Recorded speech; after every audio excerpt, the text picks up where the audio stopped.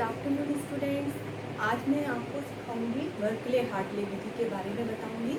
ठीक है, हमने लास्ट क्लास में बोला था कि वर्कले हार्टले विधि समझाएंगे जब परासरण दाब के बारे में हम बता रहे थे। ठीक है, तो वो प्रोसेस आज हम समझते हैं। तो अब हम स्टार्ट करते हैं। ये है वर्कले हार्टले विधि। ओके, इसमें क्या होता है, ये आपका जो है ये पिस्टन कहलाता है। ठीक है, ये जो है आपकी झिल्ली है अर्धपारगम्य झिल्ली, जो कि कॉपर फेरोसाइनाइड की बनी है। अब अर्धपारगम्य झिल्ली का कार्य क्या होता है, इस अर्धपारगम्य झिल्ली डेफिनेशन भी आ जाए तो आप याद रखिएगा, अर्धपारगम्य झिल्ली क्या होती है, पारगम्य झिल्ली यहाँ यूज हुई है, इसका नाम आया है तो मैं आपको बता देती हूँ। अर्धपारगम्य झिल्ली वह झिल्ली होती है जिसमें विलायक के अणु तो गमन कर सकते हैं, किंतु जिसके द्वारा विलय के अणु गमन ना कर पाए। सिर्फ किसके अणु गमन कर पाए, विलायक के। तो अर्धपारगम्य झिल्ली वह झिल्ली होती है जिसमें से केवल विलायक के अणुओं का गमन होता है, विलय के अणुओं का गमन नहीं होता है। उस झिल्ली को हम कौन सी झिल्ली बोलते हैं, अर्धपारगम्य झिल्ली। तो यहाँ पर इस जो उपकरण है, इस उपकरण में हम क्या करते हैं, अर्धपारगम्य झिल्ली के रूप में कॉपर फेरोसाइनाइड का उपयोग करते हैं। कॉपर फेरोसाइनाइड की एक पतली परत होती है जिसके द्वारा केवल विलायक के अणु ही गमन कर सकते हैं, विलय के अणु का गमन इसमें नहीं होता। तो आप समझ गए होंगे अर्धपारगम्य झिल्ली किसे कहते हैं, यानी डेफिनेशन आए तो आप समझ जाएंगे क्या लिखना होगा। वह झिल्ली जिसके माध्यम से केवल विलायक के अणुओं का गमन हो सके, विलय के अणु का गमन ना हो, उसे हम अर्धपारगम्य झिल्ली कहते हैं। ओके, अब यहाँ पर ये अर्धपारगम्य झिल्ली है, इसमें हमने आपने देखा है टोटीदार कीप है ये, है ना। इसके द्वारा हम क्या करते हैं, जल को अंदर प्रवेश कराते हैं। यहाँ जो अर्धपारगम्य झिल्ली है इसमें हमने जल ले रखा है। ये केशिका नली है, केशिका नली यहाँ से हम जल भरेंगे और ये जो टोटीदार कीप है इसको हम बंद कर देंगे। एक निश्चित क्वांटिटी, जैसे यहाँ तक भरा गया जल, यहाँ से जाएगा, यहाँ से जाएगा और यहाँ से होता हुआ वो कहाँ पहुँच जाएगा, ऊपर केश नली का। तो यहाँ तक वो एक निश्चित हमने निशान लगा दिया कि यहाँ तक वो जल भरा हुआ है। ओके, अब हमने क्या किया, इस टोटीदार ये जो इसकी ये टोटी है इसको हम क्या कर देते हैं, बंद कर देते हैं। अब हम क्या करेंगे, इसमें ऊपर ये जो अर्धपारगम्य झिल्ली है इसके ऊपर की जो है परत, उसमें हम विलयन भर देते हैं। यहाँ ऊपर भी विलयन भरा है, नीचे भी, और बीच में जल भरा हुआ है। और बीच में क्या है, अर्धपारगम्य झिल्ली जैसे एक लीड होती है, अगर आप लीड में देखें तो बीच में रिफिल है, तो रिफिल जो हो रही है उसके अंदर जो शाही है वहाँ उस जगह पे क्या भरा हुआ है, जल। वो जो रिफिल है वो परत का काम करेगी और उसके बाहर की जो जगह है वो किसका का, उसमें हम क्या भरते हैं, विलयन। इस तरह का ये उपकरण में भी हमने सिस्टमेटिक जमाया हुआ है। बीच में हमने जल, उसके आसपास एक परत है और उसके चारों ओर क्या है, विलयन भरा हुआ है। ठीक है, अब हम क्या करेंगे, यहाँ पर हमने क्या कर दिया, इसमें हमने क्या लगाया है, पिस्टन। मैंने आपको बताया था यहाँ पर दाब मापक यंत्र लगा हुआ है। ठीक है, यहाँ केशिका नली है, यहाँ टोटीदार की, ये आपका उपकरण है। अब किस तरह से हम परासरण दाब की गणना करेंगे, हम इसके बारे में देखते हैं। मैंने आपको उपकरण समझा ही दिया, दाब मापक यानी जिसके द्वारा दाब मापा जाता है। पिस्टन जो होता है इससे हम दाब लगाएंगे। ओके, चलिए अब हम देखते हैं विधि। सबसे पहले हमने यहाँ पर से जल भरा, ये देखिए ये जल भरा हुआ है। इसमें जल को भरने के बाद एक पर्टिकुलर क्वांटिटी तक भरकर यहाँ पर हम एक निशान लगाएंगे। ओके, यहाँ हमने विलयन भर रखा है, मैंने आपको बताया है। यहाँ पर क्या है, विलयन दिख भी रहा है आपको, तो यहाँ पर हमने विलयन भर दिया। ठीक है, अब क्या होता है, हमने ऐसे ही रख दिया, अभी हमें स्टार्टिंग में कोई दाब नहीं लगाना। ठीक है, यहाँ से टोटीदार कीप से हमने टोटी भी बंद कर दी है। एक पर्टिकुलर क्वांटिटी तक ही जल उपस्थित है। अब ना तो जल हम इधर से कहीं और प्रवेश करा रहे हैं, बस इतना ही है। अब मैं आपको परासरण बता चुकी हूँ, परासरण किसे कहते हैं। परासरण क्या होता है, कम सांद्रता से अधिक सांद्रता की ओर, कहाँ से, कम सांद्रता से अधिक सांद्रता की ओर विलायक के अणु का गमन। तो यहाँ पर किसकी सांद्रता कम है, जल की सांद्रता क्या है, कम, और विलयन की सांद्रता कैसी है, अधिक, क्योंकि उसमें विलय भी उपस्थित है। तो कम सांद्रता से विलायक के अणु कहाँ गमन करेंगे, विलयन में। ओके, तो यहाँ पर क्या हो रहा है, कम परासरण की क्रिया हो रही है, कम सांद्रता से अधिक सांद्रता की ओर विलायक के अणु गमन कर रहे हैं। तो यहाँ पर से जल निकल कर कहाँ पर जा रहा है, ऊपर। ओके, तो यहाँ से जल जब बाहर ऊपर जाएगा तो ये जो लेवल है वो डाउन हो जाएगा। क्यों? क्योंकि जल निकल रहा है, इस नलिका से जल क्या हो रहा है, बाहर निकल रहा है। तो ये जो पिस्टन आप देख रहे हैं, ये पिस्टन भी क्या होता है, ऊपर जाने लगेगा। क्यों? क्योंकि विलयन को भी जगह चाहिए। अब जल आ रहा है ऊपर, बाहर निकल रहा है, तो यहाँ पर उतनी जगह है नहीं, तो पिस्टन कहाँ पहुँच जाएगा, ऊपर। ये प्रोसेस हम कोई दाब नहीं लगा रहे उस टाइम पे, ठीक है। जब हमने उपकरण को ऐसा ही रख रखा है तो क्या होता है, इसमें परासरण की क्रिया होने लगती है, यानी कम सांद्रता से विलायक के अणु अधिक सांद्रता में जाने लगते हैं। जल के अणु यहाँ से निकलकर कहाँ जाने लगते हैं, विलयन में। तो विलयन का लेवल बढ़ने लगता है और पिस्टन कहाँ जाने लगता है, ऊपर। फिर कुछ समय पश्चात जब हम देखते हैं कि लेवल काफ़ी डाउन हो गया है, यहाँ तक पहुँच गया है, सपोज दैट यहाँ पहुँच गया, तो अब हम क्या करेंगे, यहाँ से पिस्टन में दाब लगाना शुरू करेंगे। अब हम दबाव लगाना इसमें शुरू करेंगे। हमें ये दबाव तब तक लगाना है, तब तक कि जब तक कि ये निशान वापस से अपनी स्थिति पे ना पहुंच जाए। हमने एक निशान लगा रखा था यहाँ पर कि यहाँ पर पहले थी अवस्था, ठीक है, यहाँ पर वो जल उपस्थित था। तो हमें जब तक दाब लगाना है जब तक कि वो वापस से जल अपनी स्थिति पे ना आ जाए। तो वो जो दाब, जब वो जल अपनी स्थिति पे आ जाएगा तो जितना दाब हमने लगाया वो दाब मापक द्वारा रीड कर लेंगे। उस दाब को ही हम कौन सा दाब कहेंगे, परासरण दाब, यानी वह दाब जो परासरण की क्रिया को होने से रोक दे, है ना। परासरण की क्रिया क्या हो रही थी, कम सांद्रता से अधिक सांद्रता की ओर विलायक के अणु जा रहे थे, लेकिन जैसे ही दबाव लगाया गया तो वो वापस से अपनी पोजीशन पर वो जल पहुंच गया, यानी परासरण की क्रिया क्या हो गई, रुक गई। तो वह दाब जिसमें परासरण की क्रिया क्या हो जाती है, रुक जाती है, उस दाब को हम क्या बोलते हैं, परासरण दाब। और इस बर्कले हार्टले विधि के द्वारा आसानी से इस दाब का अध्ययन किया जा सकता है। तो आपको इस तरह से अच्छे से समझ में आ गया होगा कि परासरण दाब किसे कहते हैं, इस विधि का लाभ क्या है। अब हमें ये भी पता होना चाहिए कि लाभ क्या है। तो सबसे पहला लाभ ये है कि इसके द्वारा जो रीडिंग आती है, यानी हम जो दाब निकालते हैं वो बिल्कुल शुद्ध होती है, बिल्कुल सही होती है।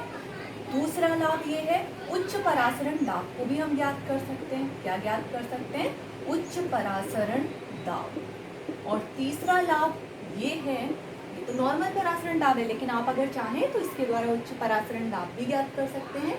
और तीसरी चीज ये, जो अर्धपारगा में झिल्ली है वो डायरेक्ट कांटेक्ट में नहीं है। यहाँ दाब जो लग रहा है वो पिस्टन के द्वारा लग रहा है, तो पिस्टन के द्वारा जब दाब लगाया जाएगा तो वो डायरेक्टली अर्धपारगा में झिल्ली के कांटेक्ट में नहीं है। तो अर्धपारगा में झिल्ली के कांटेक्ट में ना होने के कारण अर्धपारगा में झिल्ली कैसी रहती है, सेफ रहती है, उस पर कोई भी इफेक्ट इसका नहीं पड़ता।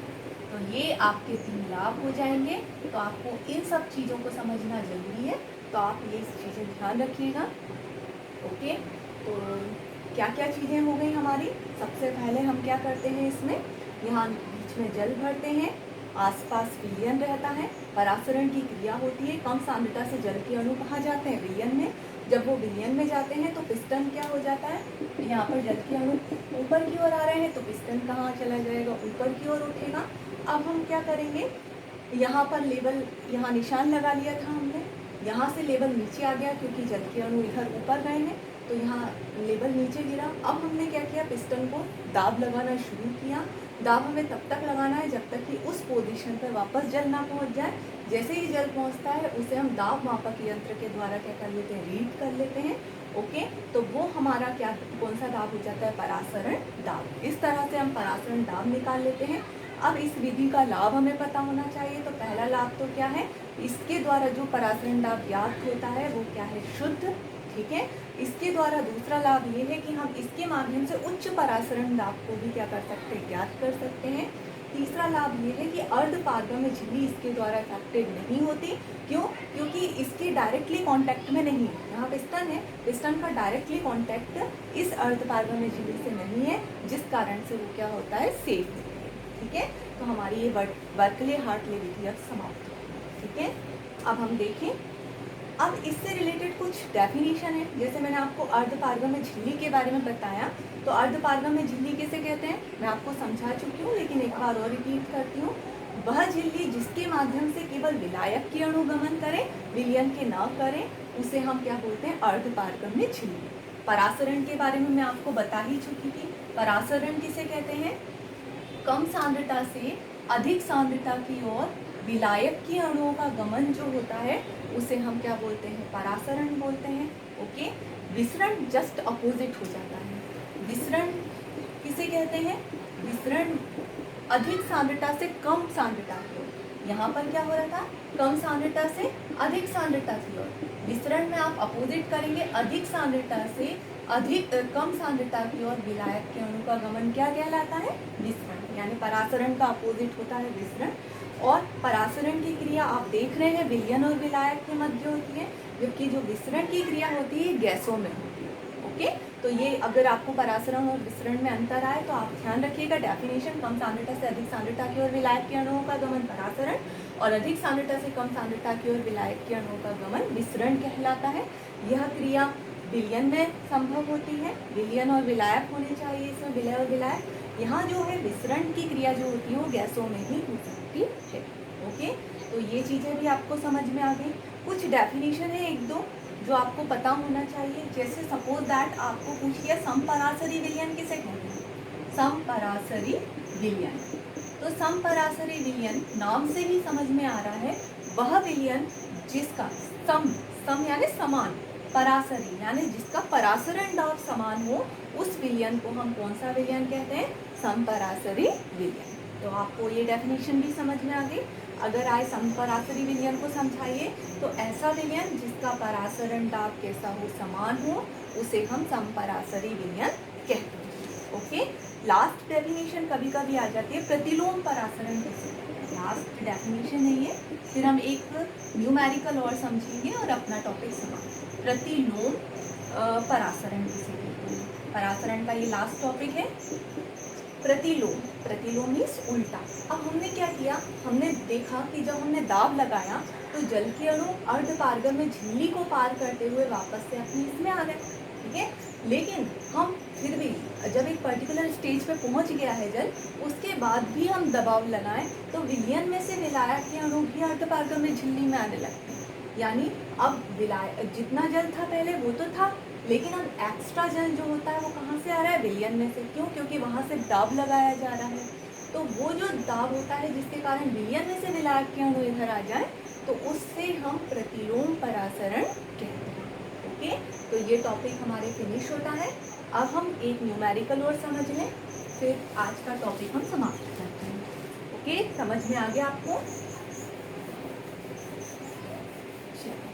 नेक्स्ट हमारा टॉपिक है, आपसे न्यूमेरिकल में पूछा जा सकता है 180 ग्राम जल। कितना? 180 ग्राम जल 18 ग्राम ग्लूकोज में घुला हुआ है। कितने में? 18 ग्राम ग्लूकोज में घुला है। जल व ग्लूकोज का मोल प्रभाज निकालिए। हमें दोनों का क्या ज्ञात करना है? मोल प्रभाज, यानी x निकालना है। x बराबर क्या? मोल प्रभाज को हम x से प्रदर्शित करते हैं। ये शॉर्टली मैंने क्वेश्चन लिख दिया है, आपको समझ में आ गया होगा। 180 ग्राम में 18 ग्राम क्या जुड़ा हुआ है? ग्लूकोज।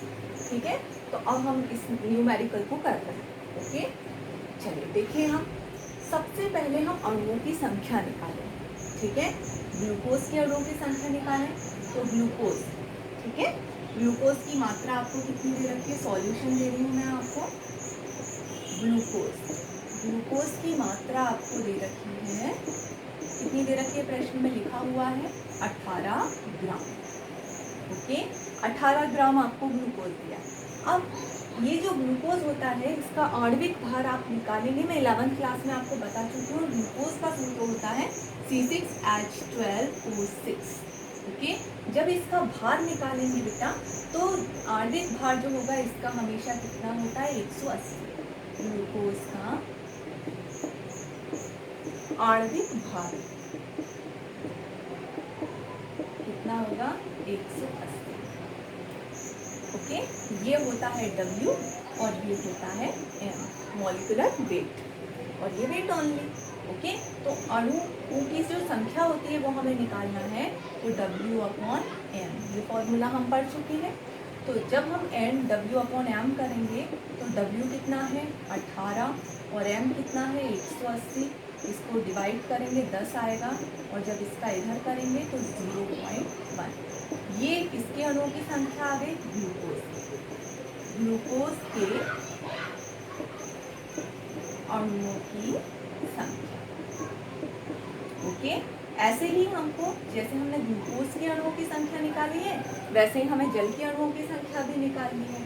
तो जल की मात्रा आपको कितनी दे रखी है, सेम वैसा ही करेंगे आप। जल की मात्रा W = आपको कितनी दे रखी है, 180 ग्राम जल में, ठीक है, 18 ग्राम ग्लूकोज। तो ग्लूकोज की मात्रा तो 18 थी, दिख रही है आपको। अब जल की मात्रा कितनी दे रखी है, 180। अब हमें जल का आणविक भार भी ज्ञात होना चाहिए।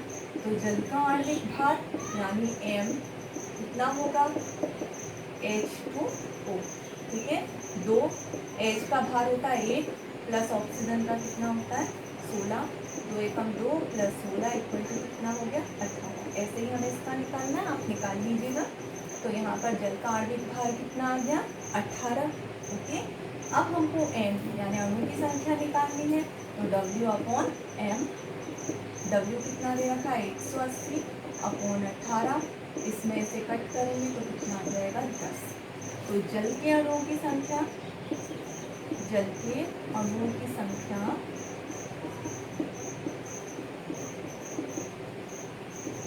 n बराबर कितनी आ जाएगी आपकी 10।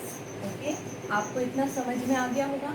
ये हमने n बराबर निकाला है, इसको थोड़ा सा अलग प्रदर्शित करने के लिए, क्योंकि दोनों n एक जैसे हो जाएंगे, इसलिए हम इसे बड़ा n, क्योंकि जल की मात्रा अधिक है, 180 जल है और 18 ग्राम ग्लूकोज है, तो ग्लूकोज के अणुओं की संख्या को हम छोटे n से और जल के अणुओं की संख्या को हम बड़े n से प्रदर्शित करें।